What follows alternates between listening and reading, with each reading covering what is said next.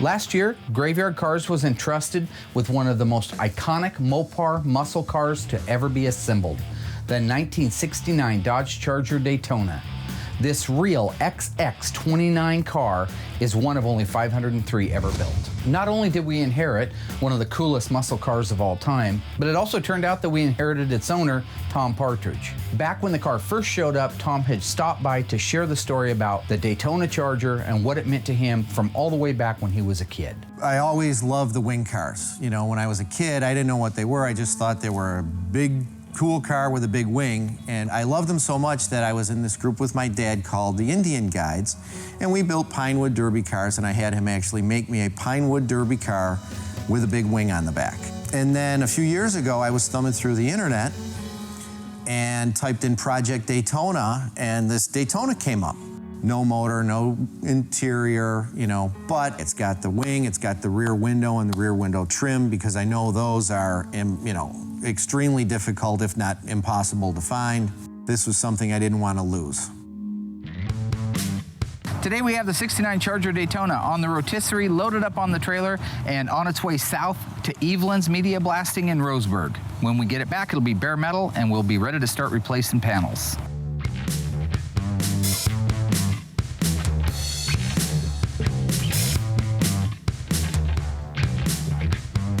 My name is Curtis Eveland. I work for Eveland Sandblasting and Painting. We've been in business here in Roseburg, Oregon for 20 years. We do media blasting, sandblasting, painting services, just about anything that requires metal work, but we specialize in auto body restoration.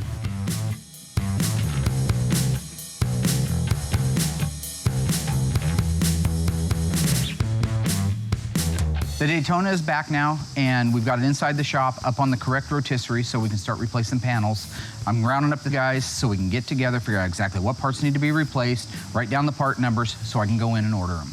Okay, so the firewall looked to me like it was fine. Now that the Daytona is stripped, we can really see what all's wrong with it. It's always one of the things that you bite your nails a little when you send something out to get stripped, because so much paint, so much epoxy, sealers, primers, Bondo, all kinds of things mask the true condition of the metal. I'm gonna move it back over to the body shop so they can start drilling out all the spot welds and removing sheet metal.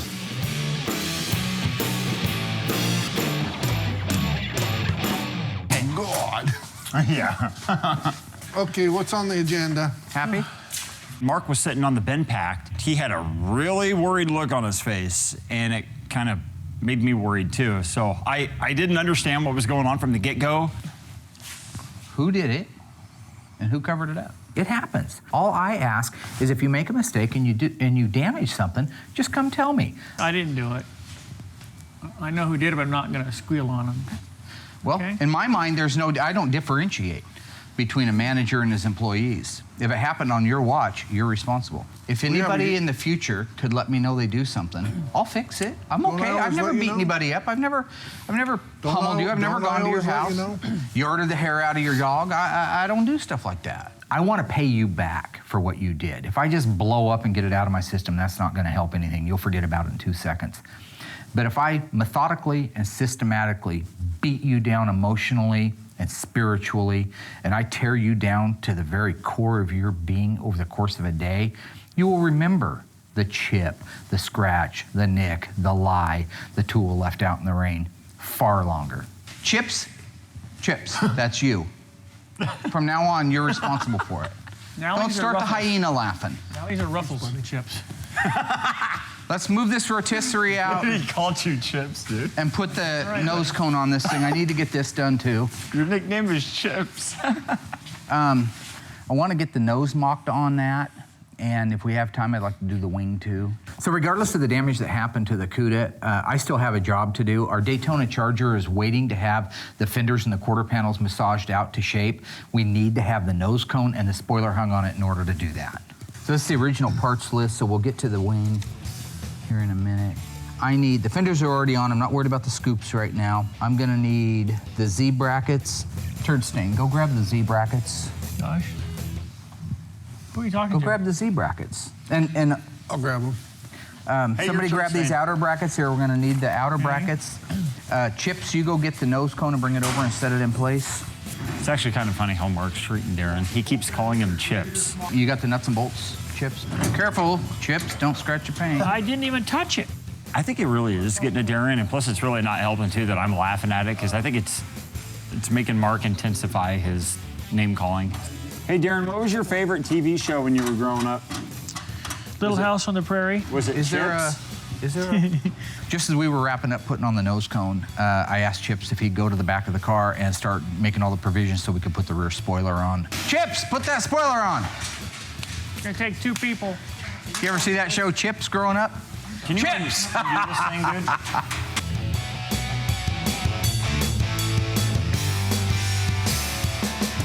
Let's get this done so we can go home. You guys got to grow up, man. Thank you, Mark. Yeah, we gotta grow up. Very nice. It's starting to actually look like a Daytona again. It wasn't but a few weeks ago this car was just a shambles. There was nothing left but a couple of frame rails and floor section and roof, and now it's all actually starting to take real good shape, and can't wait to send some pictures off to the owner. I think he's going to be pretty excited.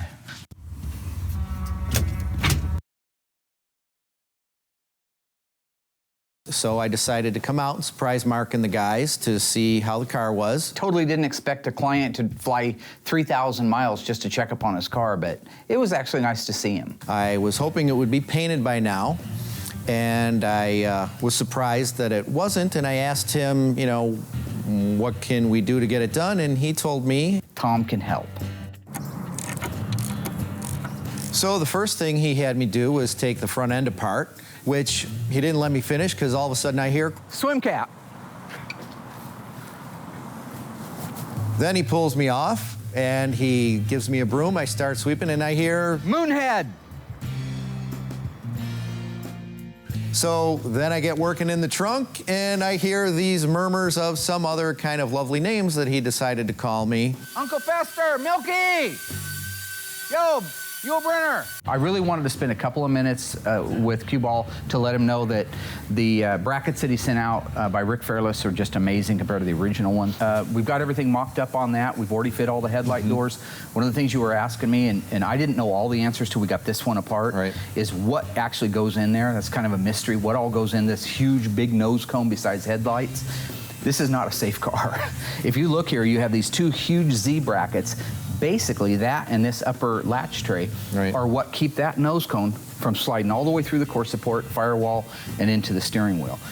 So today they got, what, 10-mile-an-hour crash bumpers or 15-mile-an-hour? No collapsible This is bumper. zero. I saw a video the other day, a guy was talking about the salesman back in the day. The nose stuck out so darn far on these cars that when the salesman would go to park them on the car lots, they'd bump into something and just waste the brand new steel front end on it. So there's your safety absorption right there. Nice. It was great having Tom out to visit. He actually is a really hard worker and he helps out a lot. I know he was disappointed that his car hadn't gotten painted by the time he got here, so I'm gonna move some things around in the queue and see if we can start blowing some red on it by the end of the week. In the case of our R4 Daytona Charger, R4 is a solid red color. It doesn't have metallic in it.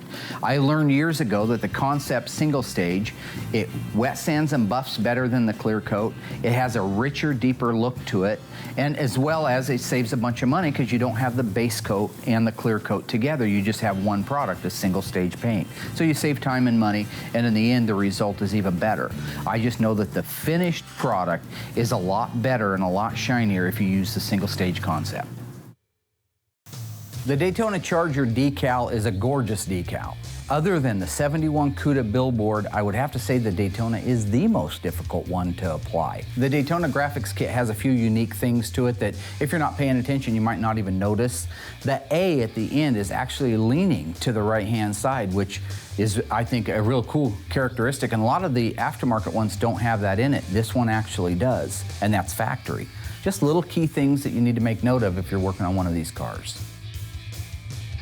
All we have left on this week's agenda is to get the front and the rear suspension under our Daytona Charger. The clock's ticking, Tom's gonna be here soon, and all I'm hoping for is things go right. You got the lug nuts. Why don't you go pick up Tom at the airport? They're gonna be in any minute. Just go grab him real quick, bring him straight back here. Wow. There they are. Look at that. Tom showed up today with the family from New York in the Graveyard Cars van. I'm looking forward to visiting, hanging out, having a couple of dinners with them. Hi, how are you? Revealing a car to a customer who's been waiting years to get it back or to be able to see some major progress on it is as fun for me as it is for them the first time they see it. 469 Charger Daytona.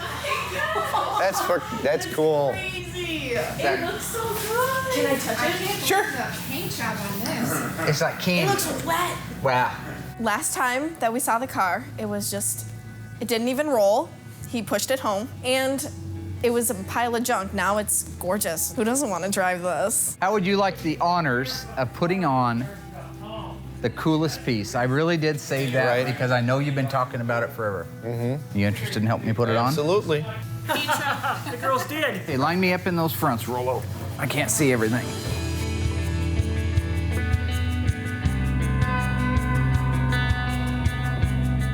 Oh, look at that. Look at that. Beautiful. Okay. Oh, I think the wing just makes the car. The white wing and the white Daytona stripe really add to the car. It just makes the car totally. It's beautiful. So, when am I going to get to do my first burnout so people can call the police in my town and say there was a red car with a big white wing on the back doing a burnout? You want to know when your car is going to be done? When's it going to be done? 1 month. I think it's going to be awesome when it's done. Hopefully it will be a month. If not, I'm going to give him one of those Novocaines that he wants to give to everybody else. Novocaine! Towards the end of the week, I want to get the motor and the transmission put in the Daytona for real this time. Last time that Tom was here, we kind of mocked it up so it looked like a complete car just for him, for aesthetics. But now we want to officially get it put in the car and ready to go. The motor and the transmission are hooked together. All of the suspension is on it. We're going to lower the car down around it, get it raised up into place. Go on down, Rollo. Looking good. Might need to go to the passenger side 1/2 of 1 inch. Say it again. Okay, that looks pretty good. Okay. Once the car was lowered down and making contact with the K-member, we installed the K-member bolts and the transmission cross member and bolts. Just And the threading bolts. up in there like butter, baby, like butter. Now that the K-member and the transmission are secured to the car, we can raise it up in the air, install the torsion bars, the torsion bar boots and clips, and preload the lower control arms.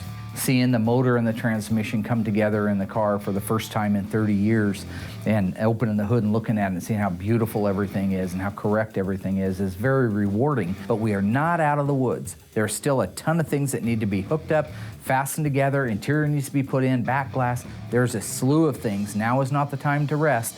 Now is the time to run.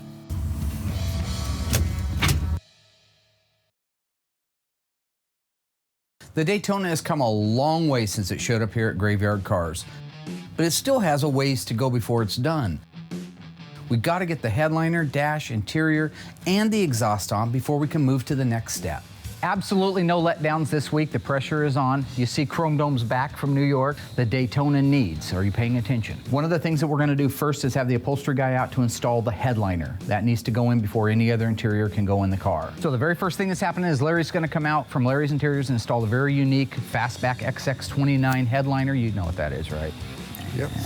I want you guys to get all the rest of the pieces prepared, finished, treated for us to be able to install the dash. The headliners in these cars are crazy because remember, they've just extended that whole back, I don't know, 8 inches, 10 inches. It's now a long, drawn out roof. So that means the headliner on the inside has to match it that far back. And that's a long, strange shape. It's got all kinds of hills and valleys in there. But when it all comes together and the headliner and the package tray and everything's in place, it's cool. It's really interesting when you start looking at how a car was assembled. Our mind tells us it was done a certain way, but the assembly line did it a different way. That's why we have the books from Dave Weiss. That's why we have all the reference material. In the case of like the Daytona's undercoating, it was hit and miss. It was splotched in here, splotched in there, and you have just a little pattern here and a little pattern over there. This gets a little light dusting of it on it, and this one doesn't. Just same thing like the primer and the fenders when they changed them from a 69 fender to a 70. There's a footprint of where those were, where the original fenders were. You have to duplicate that if you're going to be actually truly building a car back to assembly line. That's what we do. We look at reference pictures, we take our time, we try to emulate exactly the way it was done on the assembly line. The headliner has been installed in the Daytona, and now we're ready to install the beautifully restored dash by Instrument Specialties.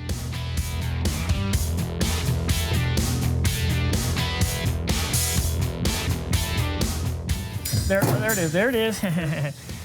There we go. Houston, we have liftoff. Once D-Rock, Chips, and Thunderdome got the heater box installed, bolted up, and married against the firewall with the insulation in place, all of the under-dash provisions in place, we can now install the dash.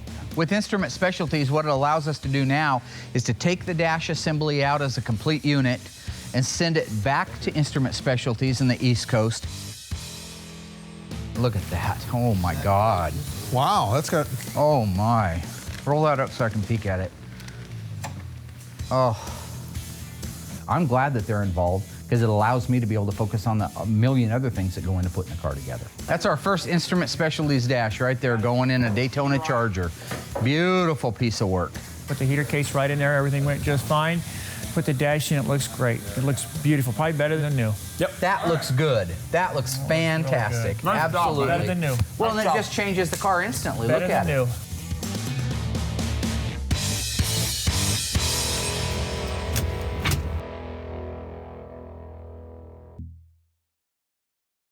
The dash assembly is installed in the Daytona, looks awesome, works perfect. Chrome Dome got all of the brake system working, got the system flushed out, that's up to par. Now we can move the Daytona back over to the bin pack and install our brand new accurate exhaust system. Okay, Josh, grab the radiator.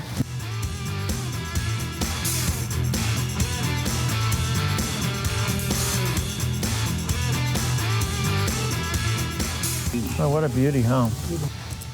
Well, now that we got our radiator and shroud all in place, we're going to open up all our accurate exhaust, take a look at it, and get ready to fit it under the car.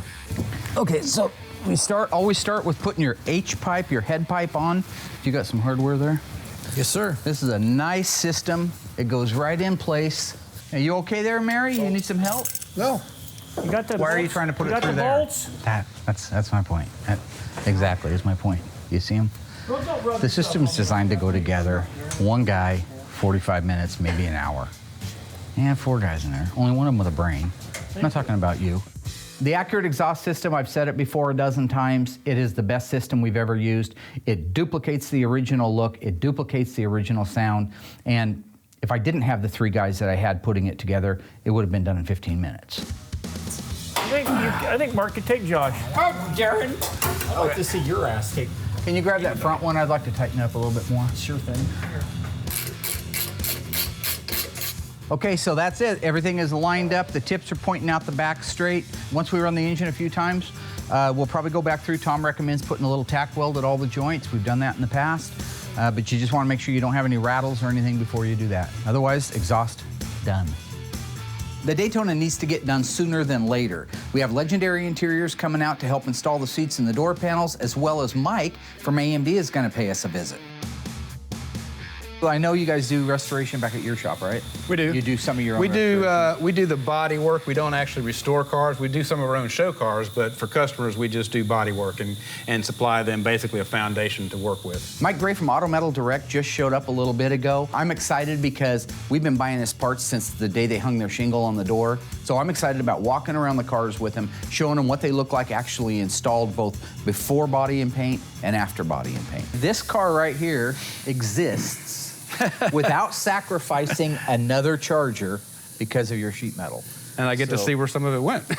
Yeah, exactly. Forging the relationship we have with Auto Metal Direct is how we are able to do the awe-inspiring restoration work that we do every single day, that you see every single day. Well, I just wanted to thank you personally for sticking with a good company and making a good product that allows us to do from that to that.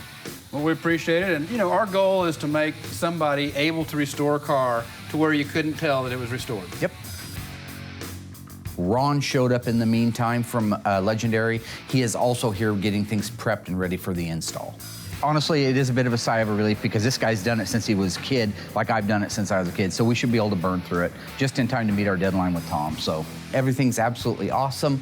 But then the clouds, of course, have to open up and take a great big dookie on me. You know, I told you very clear and plain, hey, buddy. Bam, the clouds form overhead, the skies part, and there's Tom. Just like the prodigal son, except that they wanted the prodigal son to come home. I never wanted Tom. You know, we're capable of finishing it though, right? I know you're capable of finishing it, but I wanted to have a little hand in finishing it myself. Oh my God. I got good news. Yes. Legendary's here. I see that. Ron's here from Legendary. What can I say about the Legendary interior? It's as close as any human being on this planet could make to the exact same way they were made back in the day.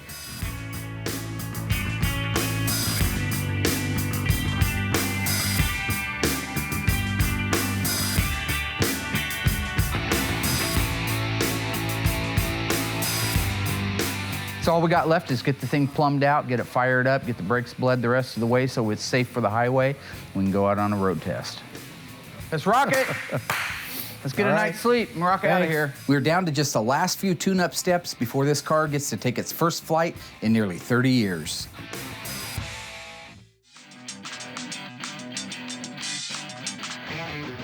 We made a lot of ground up yesterday on the Daytona, getting almost to the finish line. Came in nice and early this morning. So with them just buttoning up the last little things underneath it, the two little things we got to do on the top, which is a spring and a bracket, that car right there is going to be on the road today, driving for the first time in probably 30 years. Today.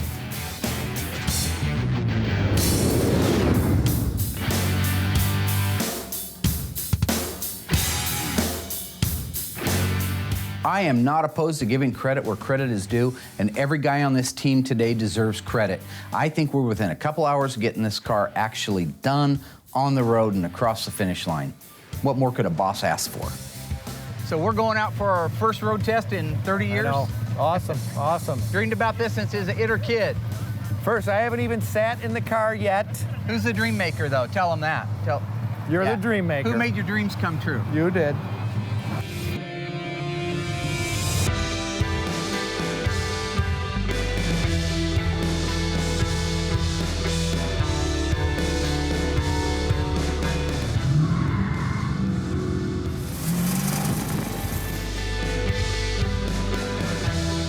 This is an exciting day for me, no doubt, but the only guy here it's more exciting for is Tom. I got the car warmed up and running, I got it up to operating temperature, and it's time to cut Tom loose and let him go have some fun.